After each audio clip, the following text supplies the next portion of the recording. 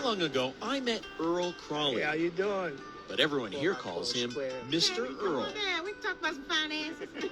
He's worked as an attendant at this parking lot in Baltimore for 44 years. So you really think it's going to improve the gas? Funny thing, though, everyone was asking Mr. Earl about money. Nickel and dime, nickel and dime. That's right. Is that booth his pulpit where he's preaching the gospel of investing? Sure is. He makes my day every time I see him. Oh, come on now. Seriously. Investing? How you like that gold now? 670. Earl told me he's never made more than $12 an hour. Never earned more than $20,000 a year. How you doing? So how could he know something about corporate profits? Gonna get you. I had to pry. So, Earl, what's your net worth? $500,000. $500,000 Yeah, from working here. working here. That's amazing. A last statement. And there it is in his statements. Over $500,000 net worth on a parking lot wage. Now Mr. Earl had my full attention. How did he do it? Stop working so hard and let the money work for you. Earl's first lesson came at age 13. His mother had him working the fruit stalls to help pay the family bills. He got to keep just a few quarters for himself. From the time my mother started taking my money that I earned on Lexington Market, that it wasn't money just to be thrown away. It was there to be used. Economics aside, Earl had another obstacle to overcome. Tebow is, He tells me he's dyslexic. Back in the 50s, that meant settling for a life of low-wage manual labor jobs. So Earl figured he'd better sock away what little money he was making. It was just $1 here and $1 there, starting with savings stamps, and that led to savings bonds. At 26, he got married. And by the late 60s, Earl was feeding 3 children on a meager $80 a week. It was tough, but because we had to sacrifice a lot.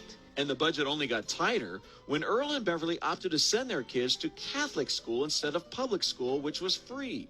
Earl took extra jobs to pay the tuition, and you better believe he made every penny count. Elementary school, I would ask for lunch money, and he would give me $1. Lunch was 85 cents, and he would reply before I walked out the door, "I want my change."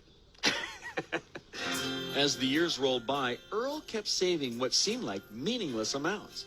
He started investing $25 each month into a mutual fund and did that consistently for 15 years.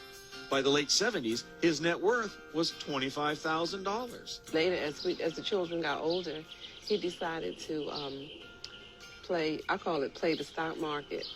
And he bought one share, and, well, the rest is history.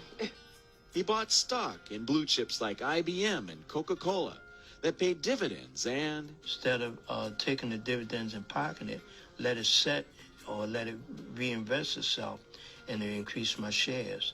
And the more shares I had, the more dividend I had. Eventually, the more money I have down the road.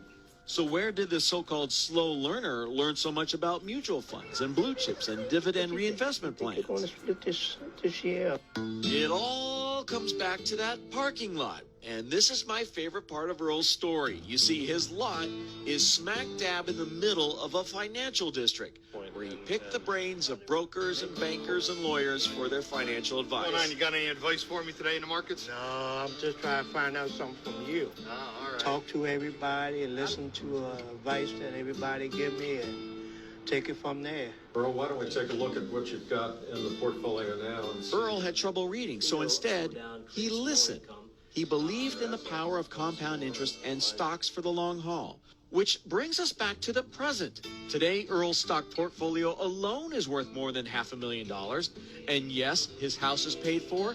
And no, he doesn't carry any credit card debt.